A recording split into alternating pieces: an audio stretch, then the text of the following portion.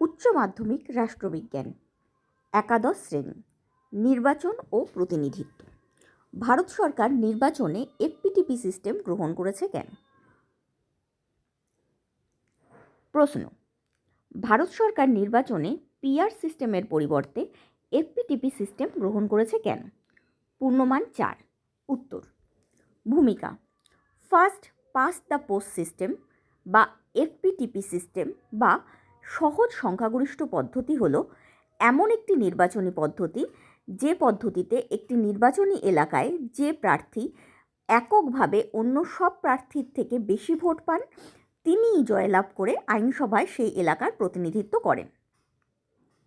আমরা সবাই জানি নির্বাচনী পদ্ধতি বলতে সেই পদ্ধতিকে বোঝায় যেই পদ্ধতিতে কোনো দেশের আইনসভায় জনগণের প্রতিনিধি নির্বাচিত হয়। অর্থাৎ ভোট কিভাবে হবে, ভোট গণনা কিভাবে হবে, ভোট কার্য পরিচালনা কিভাবে হবে, ভোটের নিয়ম কী হবে, এই সমস্ত কিছুই এই নির্বাচন পদ্ধতির অন্তর্ভুক্ত। এফপিটিপি সিস্টেম হলো এই রকমই একটা নির্বাচন পদ্ধতি। আর প্রশ্নর দিকে দেখলে বোঝা যাবে যে পিআর সিস্টেমও এই ধরনেরই একটা নির্বাচন পদ্ধতি। প্রশ্নটা হচ্ছে পিআর সিস্টেম বা আনুপাতিক প্রতিনিধিত্বের পরিবর্তে আমরা সহজ সংখ্যাগরিষ্ঠ পদ্ধতি বা এফপিটিপি সিস্টেম গ্রহণ করেছি কেন? এফপিটিপি সিস্টেম হলো এমন একটা নির্বাচনী পদ্ধতি যেই পদ্ধতিতে যে প্রার্থী বা কোনো নির্বাচনী এলাকায় যে প্রার্থী একা অন্য সব প্রার্থীর একার ভোটের থেকে বেশি ভোট পাবে, অর্থাৎ এককভাবে অন্য সব প্রার্থীর এককভাবে প্রাপ্ত ভোটের থেকে বেশি ভোট পাবে, সেই প্রার্থী জয়লাভ করে আইনসভায় সেই এলাকার প্রতিনিধিত্ব করবে। মূলত ঐতিহাসিক ও বাস্তবিক দৃষ্টিকোণ থেকে ভারতবর্ষের শাসন ব্যবস্থা ও সামাজিক পরিস্থিতি বিবেচনা করে সংবিধান প্রণেতাগণ ভারতের লোকসভার ও রাজ্য বিধানসভার সদস্যমণ্ডলী নির্বাচনের ক্ষেত্রে first past the post system বা এফপিটিপি ব্যবস্থা গ্রহণ করেছিলেন।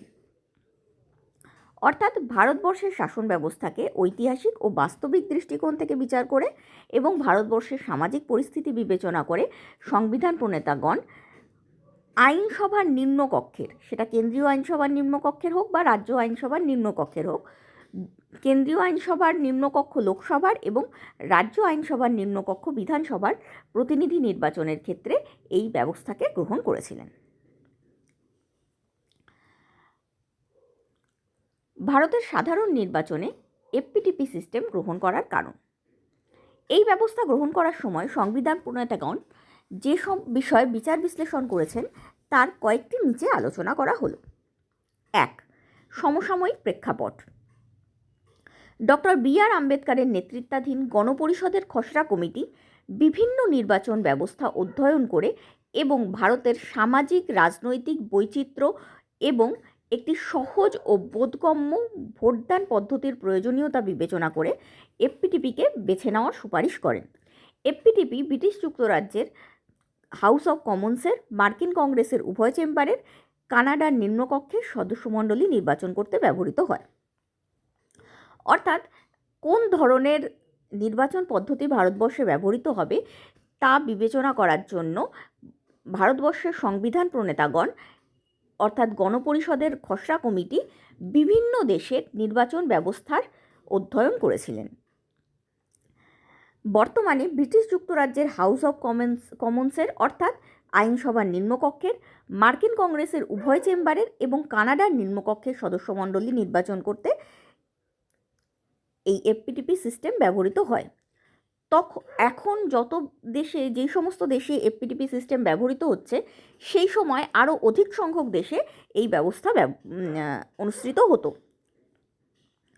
ফলে তারা এই সিদ্ধান্তে পৌঁছেছিলেন যে এটা একটা পরীক্ষিত পদ্ধতি, বেশিরভাগ দেশেই এই পদ্ধতি গ্রহণ করা হচ্ছে এবং মোটামুটি এই পদ্ধতিটা নিশ্চিতভাবে সঠিক রেজাল্ট দেয়।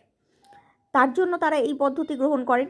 এছাড়াও ভারতের সামাজিক রাজনৈতিক বৈচিত্র্য রয়েছে, সেই বৈচিত্র্যের কথাও তারা বিবেচনা করে দেখেছিলেন এবং তারা এটাও ভেবেছিলেন একটি সহজ ও বোধগম্য ভোটদান পদ্ধতির প্রয়োজন রয়েছে ভারতে। এই সমস্ত দিক বিচার বিবেচনা করে তারা এই পদ্ধতিকে গ্রহণ করেছিলেন। পয়েন্ট নাম্বার 2, পরিচিতি ও বাস্তবায়নের সারল্য। ব্রিটিশ ঔপনিবেশিক আমলে ভারতের বিভিন্ন অংশে এফপিটিপি ইতিমধ্যেই ব্যবহৃত হতো। এই পরিচিতি ও অভিজ্ঞতা এর গ্রহণকে আরও সহজ করে তোলে, কারণ আনুপাতিক প্রতিনিধিত্বের মতো অন্যান্য নির্বাচনী ব্যবস্থার তুলনায় এর জন্য ন্যূনতম অভিযোজন বা অ্যাডজাস্টমেন্ট প্রয়োজন ছিল। আমরা আগেই পড়েছি যে ব্রিটিশ যুক্তরাজ্যের হাউস অব কমন্সের সদস্যমণ্ডলী নির্বাচনের জন্য এই পদ্ধতি ব্যবহৃত হয়। সেই সূত্রেই ব্রিটিশের উপনিবেশ ভারতে বিভিন্ন অঞ্চলে এই পদ্ধতি অলরেডি ব্যবহৃত হতো। তাই এই পদ্ধতির সঙ্গে ভারতের লোকেরা পরিচিত ছিল, এই পদ্ধতি সম্পর্কে তারা অভিজ্ঞও ছিল। এর জন্য অন্যান্য পদ্ধতি অবলম্বন করলে পরে যে পরিমাণ চেঞ্জেস বা পরিবর্তন আনা প্রয়োজন ছিল সিস্টেমের ক্ষেত্রে, তার তুলনায় অনেক কম অ্যাডজাস্টমেন্ট করেই এই পদ্ধতিকে গ্রহণ করা সম্ভব ছিল। তার জন্য আমরা এই পদ্ধতি গ্রহণ করেছিলাম। পয়েন্ট নাম্বার 3, স্বচ্ছ ও সুস্পষ্ট মতামত প্রদানের সুযোগ প্রদান। এই পদ্ধতি অন্যান্য নির্বাচনী পদ্ধতির তুলনায় অনেক স্বচ্ছ এবং সহজবোধ্য। এই পদ্ধতিতে ভোট গ্রহণ করা হলে জনগণ প্রার্থী এবং দল উভয় দিক বিবেচনা করেই ভোটদানের সুযোগ পায়। এই পদ্ধতি জনগণকে সুস্পষ্টভাবে নিজের পছন্দ প্রকাশ করার এবং পছন্দের ব্যক্তিকে ভোটদানের সুযোগ প্রদান করে। সংশ্লিষ্ট নির্বাচন কেন্দ্রের যে কোনো একজন প্রার্থীকে একটি ভোট দিয়ে নির্বাচন করা সাধারণ মানুষের পক্ষে সুবিধাজনক। সদ্য স্বাধীনতাপ্রাপ্ত ভারতবর্ষে নিরক্ষরতার হার ছিল বেশি, তাই রাজনৈতিক দিকে অজ্ঞ সাধারণ মানুষের কাছে এই পদ্ধতি ছিল সবচেয়ে সহজবোধ্য পদ্ধতি। অর্থাৎ এই পদ্ধতিটা আগে বুঝে নেওয়া যাক যে কিভাবে এই পদ্ধতিতে ভোট গ্রহণ করা হয়। এই পদ্ধতিতে সমগ্র দেশকে কয়েকটি ছোট ছোট নির্বাচন কেন্দ্রে বিভক্ত করা হয়। এই প্রত্যেকটা নির্বাচন কেন্দ্রের থেকে বিভিন্ন রাজনৈতিক দল নিজের একজন করে প্রতিনিধি দাঁড় করান এবং যখন কোনো ভোটার ভোট দিতে যায় তখন ব্যালট পত্রে সে সংশ্লিষ্ট রাজনৈতিক দলের নাম, সেই দল থেকে কোন প্রার্থী দাঁড়াচ্ছে তার নাম, সংশ্লিষ্ট রাজনৈতিক দলের ভোট চিহ্ন, এই তিনটেই দেখতে পায়। ফলে সে এই পদ্ধতিটায় অনেক সহজভাবে নিজের একটি ভোট দান করতে পারে। কিভাবে না, সে রাজনৈতিক দলের কথা বিবেচনা করেও ভোট দিতে পারে। আবার ধরো যেহেতু ছোট ছোট নির্বাচনী এলাকায় বিভক্ত, তাই ধরো প্রার্থীকে সে পার্সোনালি চেনে বা প্রার্থীর সম্পর্কে সে পার্সোনালি নলেজ রাখতে পারে, এইভাবে সে প্রার্থী বিবেচনা করেও ভোট দিতে পারে। আবার দুইয়ের মধ্যে তুলনা করেও ভোট দিতে পারে যে অমুক রাজনৈতিক দল থেকে তমুক প্রার্থী দাঁড়িয়েছে, আমি কি তাকে ভোট দিতে কমফোর্টেবল নাকি অন্য কোনো রাজনৈতিক দল এবং অন্য কোনো প্রার্থীকে, মানে তুলনাও সে করতে পারে। একটা ব্যালেন্স করে প্রার্থী এবং রাজনৈতিক দলের মধ্যে সে নির্বাচন করার সুযোগ পায়। তাই এই পদ্ধতি অনেক বেশি স্বচ্ছ। এই পদ্ধতিতে অনেক সুস্পষ্টভাবে সে মতামত প্রদান করার সুযোগ পায়, কারণ প্রত্যেকটা রাজনৈতিক দলের দীর্ঘমেয়াদী লক্ষ্য মানে আলাদা। প্রত্যেকটা রাজনৈতিক দলের নিজের দীর্ঘমেয়াদী লক্ষ্য স্থির এবং কোনো প্রার্থী সেই দল জয়েন করলে তাকেও সেই লক্ষ্যেই হাঁটতে হয়। কাজেই রাজনৈতিক দল চয়েস করাটাও এক্ষেত্রে সহজ। আবার প্রার্থী যদি সৎ না হয়, যে রাজনৈতিক দলেই যাক না কেন সে তাহলে অসৎ কাজই করবে, তাই প্রার্থী চয়েস করাটাও ইম্পর্টেন্ট। এইভাবে এই পদ্ধতির মাধ্যমে প্রার্থী এবং দল দুটোর মধ্যে ব্যালেন্স রক্ষা করে মানুষ নিজের ভোটটা দিতে পারে। ফলে এই পদ্ধতি অনেক স্বচ্ছ ও সুস্পষ্ট। সদ্য স্বাধীনতাপ্রাপ্ত ভারতবর্ষে নিরক্ষরতার হার বেশি ছিল, ফলে রাজনৈতিক দিক থেকে মানুষ অতটা নলেজেবল ছিল না। ফলে ছোট নির্বাচনী এলাকায় বা তার এলাকার আশেপাশে কি হচ্ছে সেইটুকু নলেজ তার ছিল এবং তার ভিত্তিতে নিজের প্রায় পরিচিত প্রার্থী বা নিজের এলাকায় কোন রাজনৈতিক দল ঠিকঠাক কাজ করছে সেটা বিবেচনা করে ভোট দেওয়াটা তার পক্ষে অনেক বেশি সহজ ছিল। পয়েন্ট নাম্বার 4, সরল নির্বাচন পদ্ধতি। দীর্ঘকাল ইংরেজদের অধীনস্থ ভারতে উপযুক্ত নির্বাচনী পরিকাঠামোর অভাব ছিল। উপরন্তু নির্বাচন পরিচালনায় সরকার ছিল অনভিজ্ঞ। এই পদ্ধতি অন্যান্য নির্বাচন পদ্ধতির তুলনায় অনেক সরল হওয়ায় এই পদ্ধতিই ছিল অধিক গ্রহণযোগ্য। অর্থাৎ ভারত সরকার সবে সবে গঠিত হয়েছে, ভারত সরকারের কোনো এক্সপিরিয়েন্স নেই দেশ কিভাবে চালায়, নির্বাচন পরিকাঠামো কিভাবে তৈরি করতে হয়, নির্বাচন কিভাবে পরিচালনা করতে হয়। এই পরিস্থিতিতে যেই পদ্ধতি চলছে, যেই পদ্ধতি অনেক বেশি সহজ কাজটা করাই বেশি সুবিধাজনক, না হয় আরও গণ্ডগোল হতে পারে, তাই এই পদ্ধতি ছিল অধিক গ্রহণযোগ্য। এখানে একটা চার্টের মাধ্যমে ভারতের সাধারণ নির্বাচনের ক্ষেত্রে এফপিটিপি গ্রহণ করার কারণগুলোকে দেখিয়ে দেওয়া হয়েছে।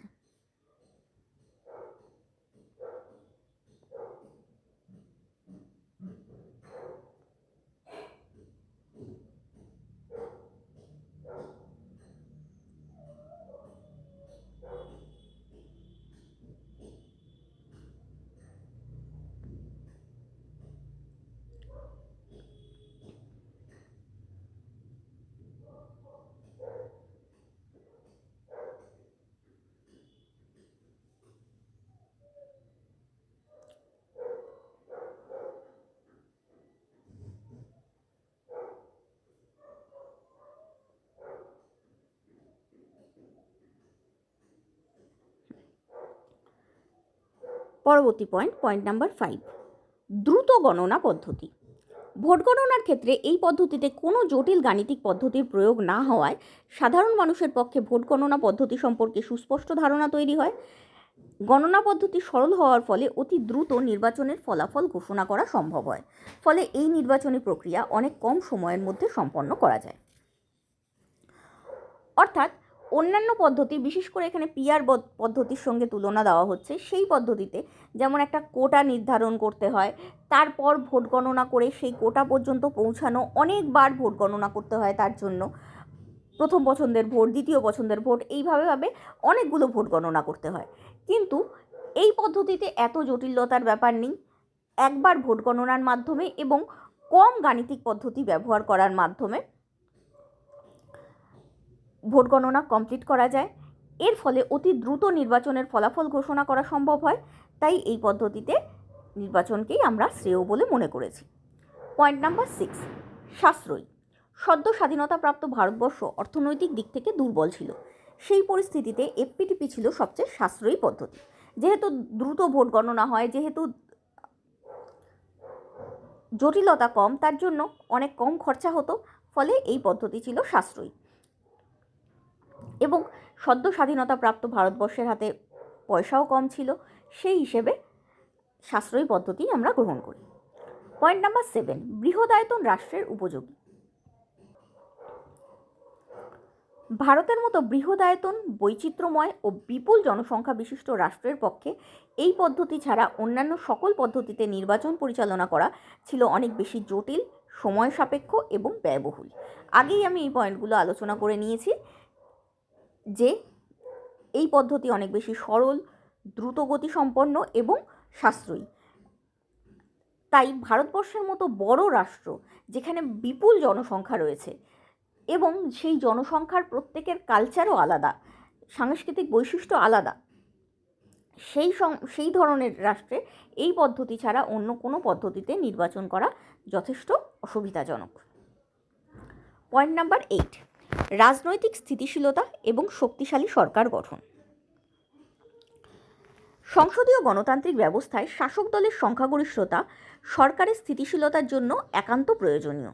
কারণ শাসক দল যদি আইনসভায় সংখ্যাগরিষ্ঠ দলের নেতা না হয়, তাহলে তারা যে নীতিই আনুক না কেন সেই নীতির বিরোধিতা অনেক বেশি হবে এবং তারাও কোনো নীতি সুষ্ঠুভাবে ভাবতে পারবে না। তাদের আগে ভাবতে হবে কজন বিরোধিতা করবে। যদি বেশি লোক বিরোধিতা করে, তাহলে তো এই নীতিটা আনতে গেলে সরকারের আইনসভার শুধু সময় নষ্ট হবে, আলটিমেটলি কাজের কাজ কিছু হবে না। এই ভাবতেই কোনো নীতিই প্রণয়ন করা সম্ভব হয় না।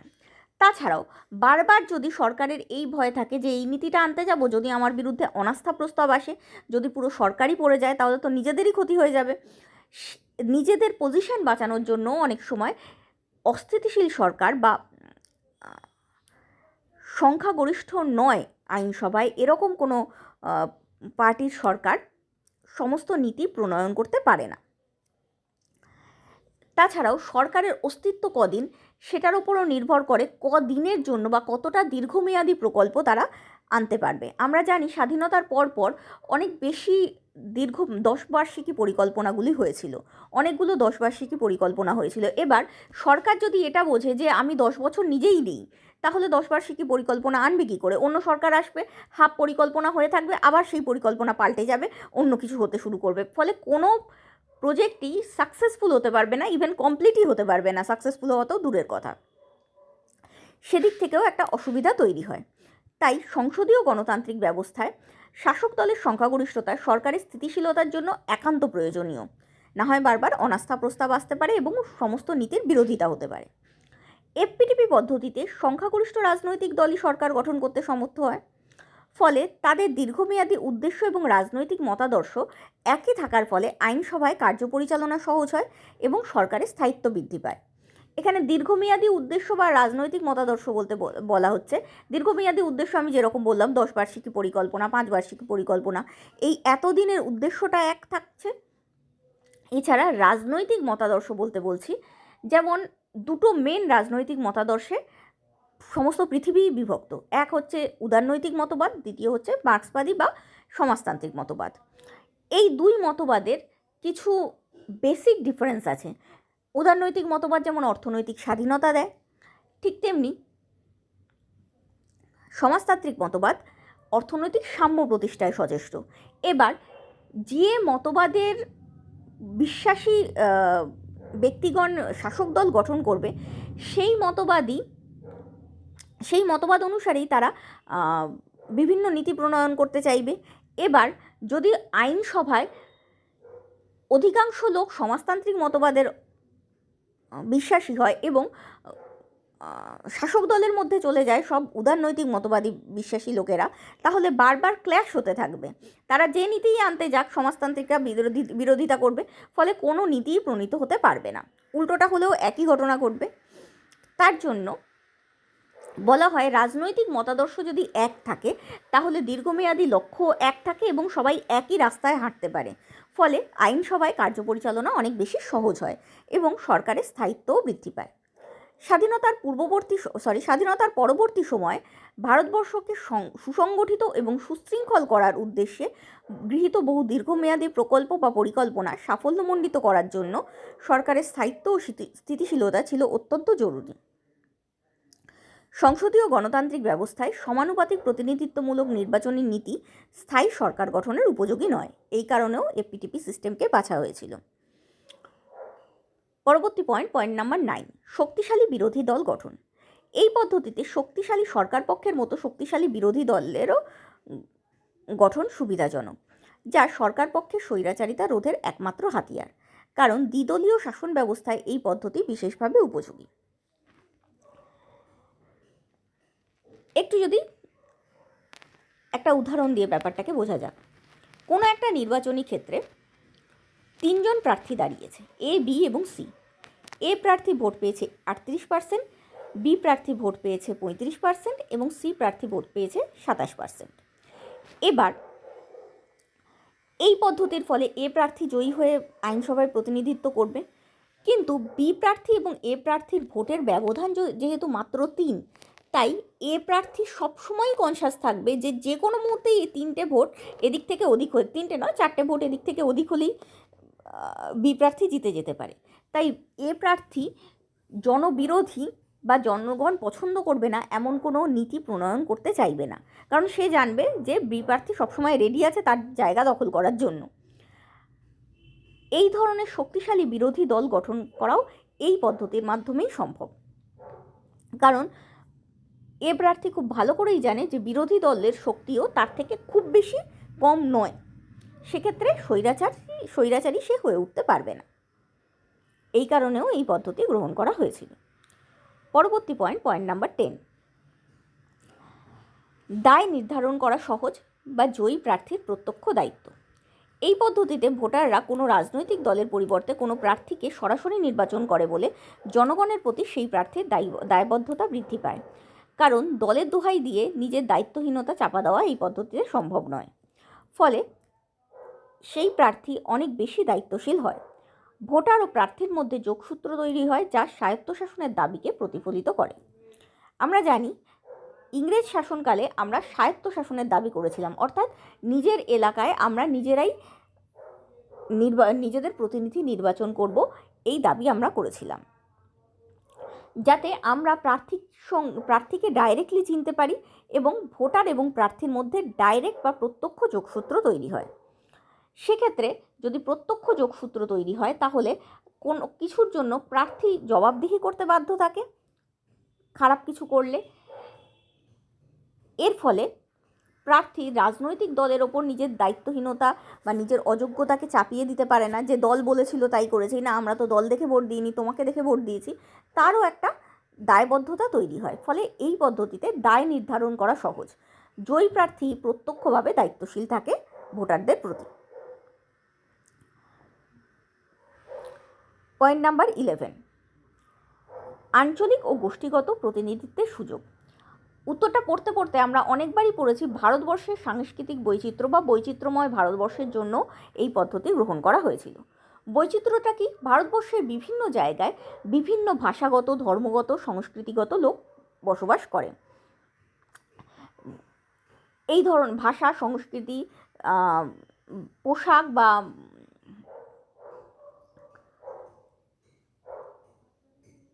ঐতিহাসিক ব্যাকগ্রাউন্ডের একটা বিভিন্নতা ভারতবর্ষের বিভিন্ন অঞ্চলের মধ্যে লক্ষ্য করা যায়। এই পদ্ধতিতে ক্ষুদ্র সামাজিক গোষ্ঠীগুলি আইনসভায় প্রতিনিধি প্রেরণের সুযোগ পায়।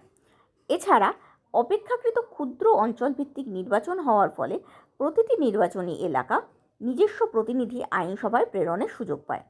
ফলে সমাজের সব স্তরের এবং দেশের সব অঞ্চলের সমস্যাগুলি আইনসভায় তুলে ধরা সহজ হয়। ভারতের মতো বৈচিত্র্যময় এবং জনবহুল দেশের প্রতিটি অংশের আঞ্চলিক এবং সাংস্কৃতিক বৈচিত্র্যের মর্যাদা প্রদান করে বিভিন্ন ভাষাগত, সাংস্কৃতিক এবং ধর্মীয় পরিচয়কে একটি ঐক্যবদ্ধ জাতীয় পরিচয়ে সমন্বিত করার চেষ্টা করা হয়েছিল এই পদ্ধতির মাধ্যমে।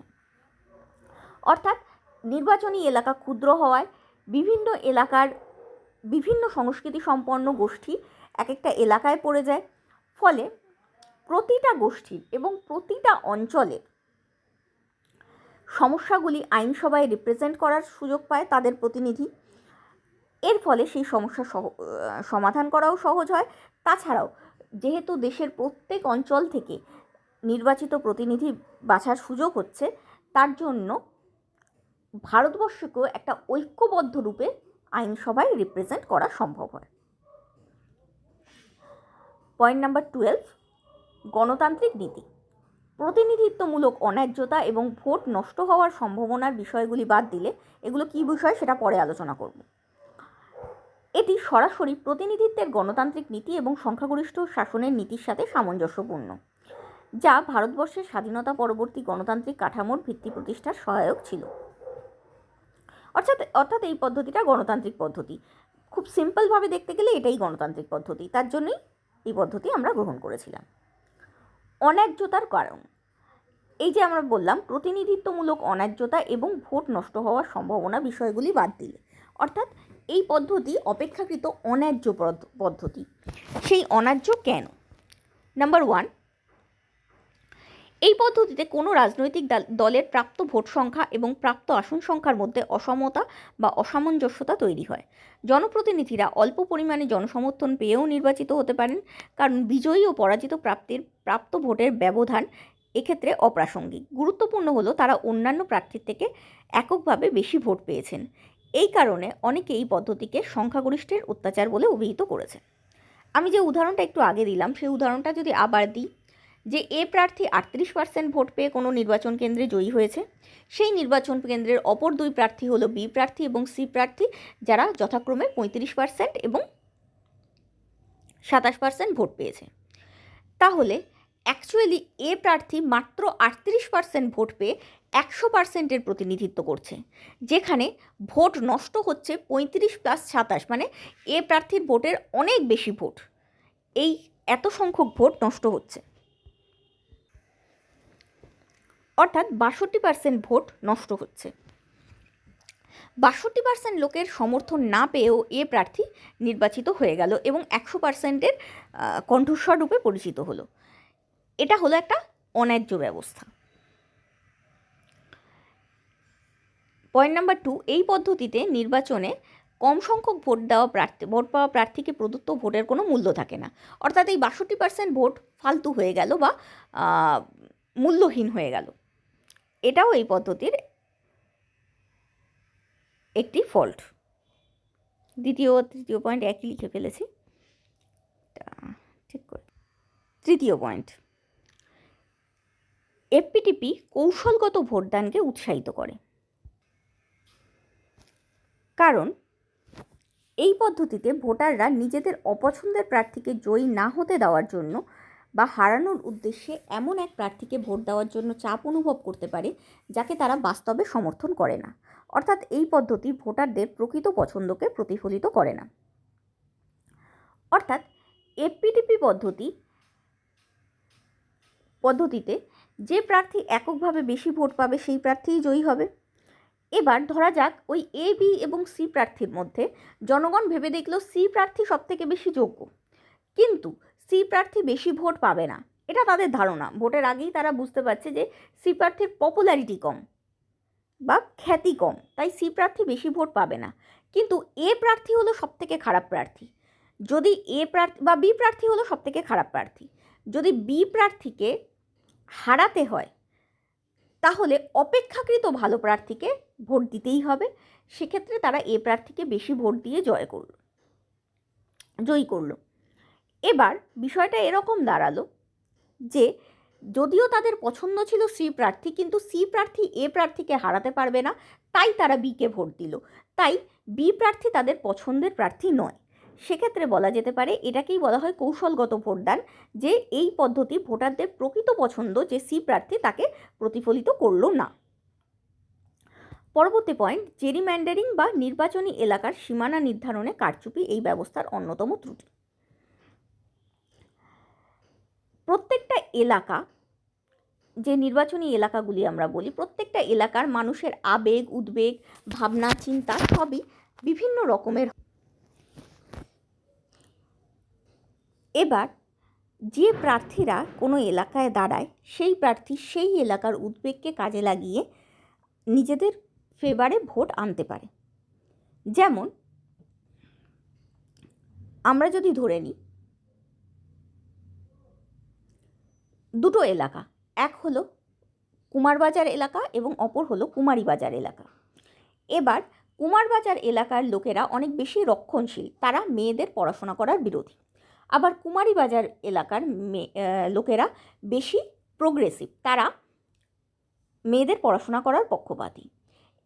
এবার কোনো রাজনৈতিক দল, যে ক্ষমতাসীন রাজনৈতিক দল, সে যদি এরকমভাবে কুমারবাজার আর কুমারীবাজারকে মাঝখান থেকে ভাগ করে যে কুমারবাজার পূর্ব এবং কুমারীবাজার পশ্চিম এলাকার লোকেরা একসাথে ভোট দেবে একটি নির্বাচনী কেন্দ্র এবং বাকি পোর্শনটা অন্য নির্বাচনী কেন্দ্র, তাহলে কি হবে? লোকজন মিলেমিশে থাকবে। এর ফলে বোঝা সম্ভব হবে না যে কোন জায়গায় কত সংখ্যক লোকের কীরকম পছন্দ, মানে কত সংখ্যক লোক নারী স্বাধীনতাকে সাপোর্ট করছে, কতজন করছে না, সেটা বোঝা যাবে না। ফলে এই উদ্বেগকে কাজে লাগিয়ে তাদের খেপিয়ে দিয়ে ভোট পাওয়াটা সহজ হবে না। কিন্তু যদি এরকমভাবে ভাগ করা হয় যে রক্ষণশীল এলাকাটা এক ভাগ এবং প্রোগ্রেসিভ এলাকাটা আলাদা ভাগ, তখন প্রার্থীরা রক্ষণশীল এলাকায় গিয়ে বলবে হ্যাঁ এখানে মেয়েদের স্কুল আমরা হতেই দেবো না, এটাই আমাদের মেন লক্ষ্য, এবং তারা বেশি ভোট পাবে। আবার অপর দিকের লোকরা বলবে হ্যাঁ এখানে মেয়েদের স্কুল হতে দেবো, এটাই আমাদের লক্ষ্য, তাই তারাও বেশি ভোট পাবে। বাকি বিষয়গুলো, যে নিকাশি ব্যবস্থা কী হচ্ছে বা কর্মসংস্থান কী হচ্ছে, এগুলো নিয়ে কেউ ভাববেই না, কারণ ওই ইমোশনের পেছনে তারা দৌড়াবে যে না ওই প্রার্থী তো মেয়েদের স্কুল হতে দেবে না, এটাই জরুরি। কাজেই এইভাবে ওই এলাকার উন্নতিও পিছিয়ে যেতে পারে। এইভাবে নির্বাচনী এলাকার মধ্যে একটা কারচুপি করা হয় যে নির্বাচনী এলাকার সীমানা আমি কিভাবে দেখব, কিভাবে নির্ধারণ করব। এই কারচুপি করেও অনেক সময় ভোটে জিতে যাওয়া যেতে পারে। মানে ক্ষমতাসীন দল এরকমভাবেই ভাগ করলো যেখানে একটা স্পেসিফিক আবেগকে কাজে লাগিয়ে তারা জিততে পারে এবং এর ফলে তারা জিতেও গেল। এটাও এই ব্যবস্থার অন্যতম ত্রুটি। যদিও এই ত্রুটি দূর করার জন্য ভারতবর্ষে নির্বাচনী এলাকাগুলি সীমানা নির্ধারণ করার জন্য একটা নিরপেক্ষ সীমানা নির্ধারক কমিশন রয়েছে। নির্বাচনী এলাকা অপেক্ষাকৃত ছোট হওয়ায় সীমানা যেভাবে টানা হয় তা নির্বাচনী ফলাফলের ওপর গুরুত্বপূর্ণ প্রভাব ফেলতেই পারে। এই কারণে অনেক সময় ক্ষমতাসীন রাজনৈতিক দল এমনভাবে নির্বাচনী এলাকার সীমা নির্ধারণ করতে পারে যাতে একটি বিশেষ রাজনৈতিক দলের সপক্ষে জনমতকে সঞ্চালিত করা যায়। পাশ্চাত্যের অনেক দেশে এই সমস্যা থাকলেও ভারতবর্ষে যেহেতু সীমানা নির্ধারক কমিশন নামক অরাজনৈতিক সত্তা দ্বারা নির্বাচনী এলাকার সীমানা নির্ধারণ করা হয়, তাই ভারতবর্ষে এই ধরনের সমস্যা নেই বললেই চলে। এই সীমানা নির্ধারক কমিশন কি? এটা একটা নিরপেক্ষ সংস্থা যার সঙ্গে কোনো রাজনৈতিক দলের কোনো সম্পর্ক নেই। বিশেষত বলতে গেলে লিগ্যাল ফিল্ড থেকে বা বিচার ব্যবস্থা থেকে এই সংস্থার মেম্বারদের চয়েস করা হয়। এই সংস্থা সীমানাকে সঠিকভাবে নির্ধারণ করে। কিভাবে? প্রথমে পুরো ভারতবর্ষের ওপর সার্ভে করা হয়। কোন অঞ্চলে কী ধরনের লোক থাকে তাদের প্রত্যেকটা খুঁটিনাটি সার্ভে করা হয়। তারপর সেই সার্ভের ওপর বেস করে সীমানা নির্ধারক কমিশন সীমানাকে নির্ধারণ করে। আবার পরবর্তী সার্ভেতে যদি দেখা যায় যে না, জনগণের বন্টন বা জনবন্টন পরিবর্তিত হয়েছে কোনোভাবে, তাহলে আবার সীমানা আলাদাও তারা করতে পারে। মানে সীমানা নির্ধারণ আবার আলাদা ফ্রেশভাবে হতে পারে। এই পদ্ধতি করার ফলে জেরিম্যান্ডারিং করা ভারতবর্ষে অসম্ভব হয়ে দাঁড়িয়েছে। কাজেই এই ত্রুটিটা ভারতবর্ষে নেই।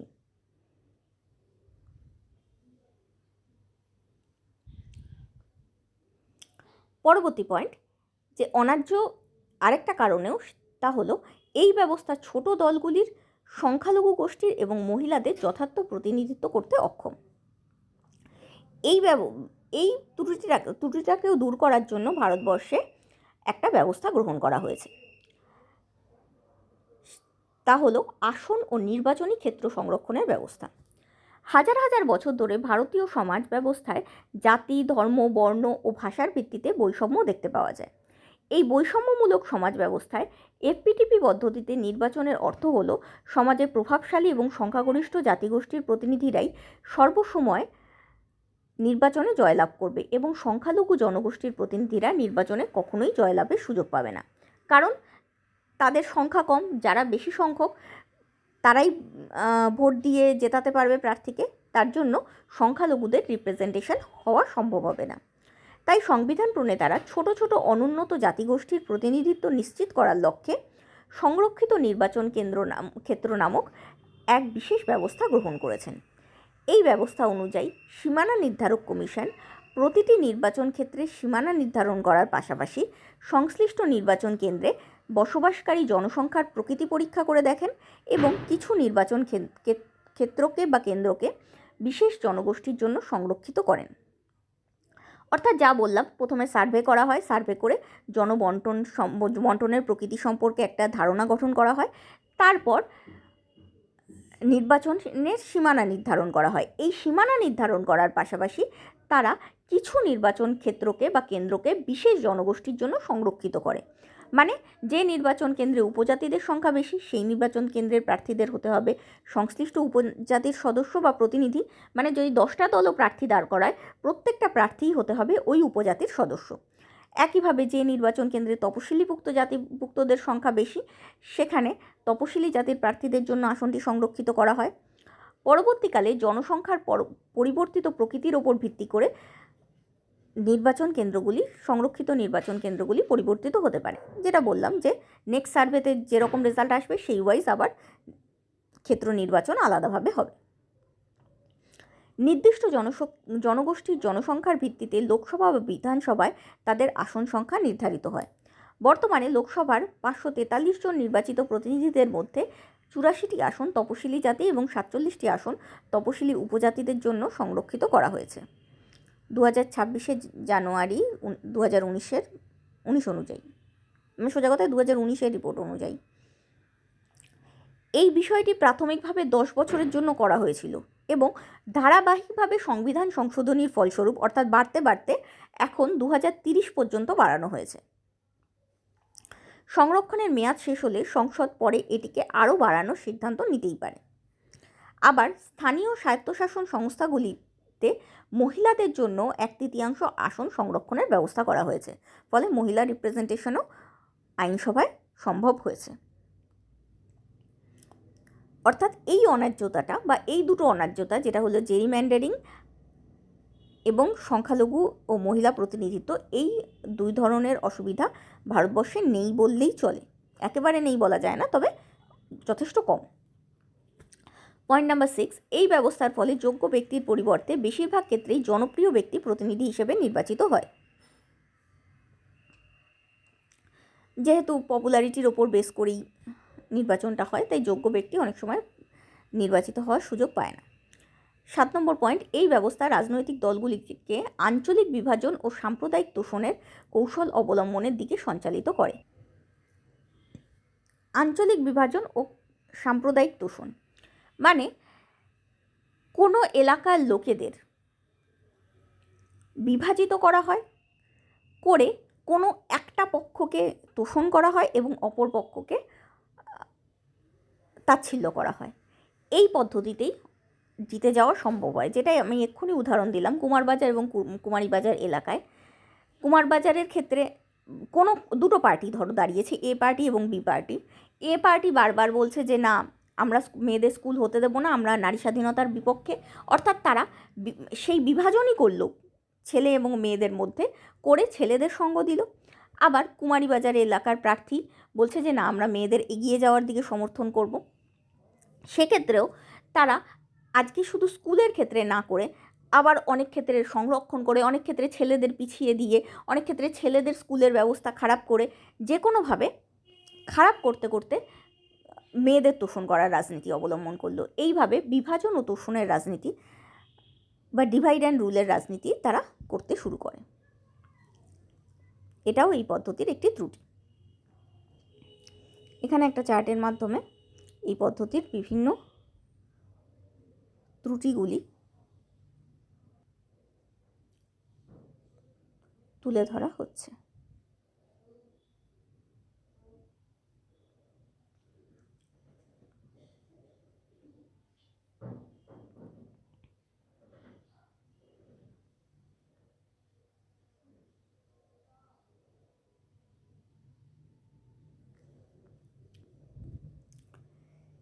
এই ব্যবস্থার প্রতিরোধমূলক ব্যবস্থা, এফপিটিপি ব্যবস্থার কিছু ত্রুটি সংশোধনের জন্য ভারতবর্ষে কিছু বিশেষ ব্যবস্থা গ্রহণ করা হয়েছে।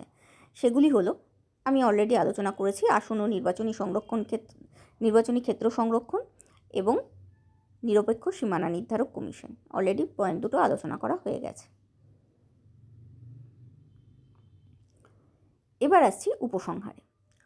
তখন মানে স্বাধীনতার পরপরই সংবিধান প্রণীত হওয়ার সময়, তখন অপেক্ষাকৃত অন্যায্য পদ্ধতি হওয়া সত্ত্বেও উপরিউক্ত কারণে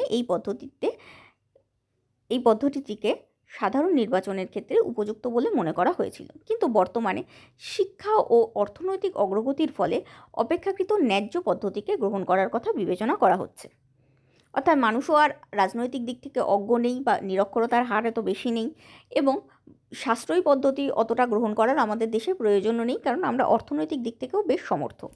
তাই আমরা ন্যায্যতার দিকে এবার হাঁটা শুরু করেছি। সাধারণ গণতান্ত্রিক পদ্ধতির পরিবর্তে আরও অনেক বেশি ন্যায্য পদ্ধতির দিকে আমরা এগোনোর চেষ্টা করছি। তাই ভারতীয় আইন কমিশন তার 170তম প্রতিবেদনে 1999 সালে এবং 277তম প্রতিবেদনে 2015 সালে কেন্দ্রীয় সরকারের কাছে পরীক্ষামূলক ভিত্তিতে মিশ্র সদস্য আনুপাতিক প্রতিনিধিত্ব অর্থাৎ MMPR ব্যবস্থা গ্রহণ করার সুপারিশ করেছে। এই ব্যবস্থা হলো সহজ সংখ্যাগরিষ্ঠ পদ্ধতির সঙ্গে, মানে যে পদ্ধতি আমরা এতক্ষণ আলোচনা করলাম, তার সাথে সমানুপাতিক প্রতিনিধিত্বের একটা মিশ্র ব্যবস্থা। সমানুপাতিক প্রতিনিধিত্ব হলো এমন নির্বাচনী ব্যবস্থা যার মাধ্যমে যত পার্সেন্ট ভোট কেউ পাবে, কোনো রাজনৈতিক দল পাবে, তত পার্সেন্টই আসনও তারা সংরক্ষণ করতে পারবে আইনসভায়। একেই বলা হয় সমানুপাতিক প্রতিনিধিত্বের ব্যবস্থা। এই দুই ব্যবস্থার একটা মিশ্র পদ্ধতি চালু করার কথা, পরীক্ষামূলক ভিত্তিতে চালু করার কথা তারা বলেছেন। বর্তমানে জার্মানি ও নিউজিল্যান্ডে এই ধরনের মিশ্র ব্যবস্থার প্রবর্তন রয়েছে। প্রতিবেদনে পরামর্শ দেওয়া হয়েছে যে পিআর সিস্টেমের মাধ্যমে 25% লোকসভার আসন পূর্ণ করা যেতে পারে। ক্ষমতার আরও সুষম বন্টন নিশ্চিত করার জন্য প্রতিটি রাজ্য ও কেন্দ্রশাসিত অঞ্চলের অতিরিক্ত আসন বা অন্তত 1/4 আসন, অর্থাৎ সেই 25%ই রাজ্যের ক্ষেত্রেও পূরণ করার জন্য এমএমপিআর সিস্টেম প্রয়োগ করা যেতে পারে। এতে দক্ষিণ, উত্তর পূর্ব এবং উত্তরের রাজ্যগুলির পার্লামেন্টে কণ্ঠস্বর আরও জোরালো হবে। প্রসঙ্গত উল্লেখযোগ্য যে এমন কিছু দেশ রয়েছে যারা একসময় তাদের নির্বাচন ব্যবস্থার জন্য সহজ সংখ্যাগরিষ্ঠ পদ্ধতি গ্রহণ করেছিল এবং পরে তা বর্জন করেছে। এদের মধ্যে উল্লেখযোগ্য হলো জার্মানি, অস্ট্রেলিয়া, দক্ষিণ আফ্রিকা প্রভৃতি। অর্থাৎ অনেক দেশই আছে যারা প্রথমে এফপিটিপি গ্রহণ করেছিল, পরে চেঞ্জের দিকে গেছে বা পরে মিশ্র ব্যবস্থার দিকে গেছে, পুরোপুরি চেঞ্জ না করলেও মিশ্র ব্যবস্থার দিকে গেছে। সেক্ষেত্রে ভারতবর্ষও সেরকম করতেই পারে, অপেক্ষাকৃত ন্যায্য পদ্ধতি অবলম্বন করতে পারে। পরিশেষে বলা যায় যে এই ধরনের সংস্কার নিশ্চিতভাবেই প্রতিনিধিত্বের ব্যবস্থাকে আরও ন্যায্য এবং গণতন্ত্রকে আরও শক্তিশালী করে তুলবে।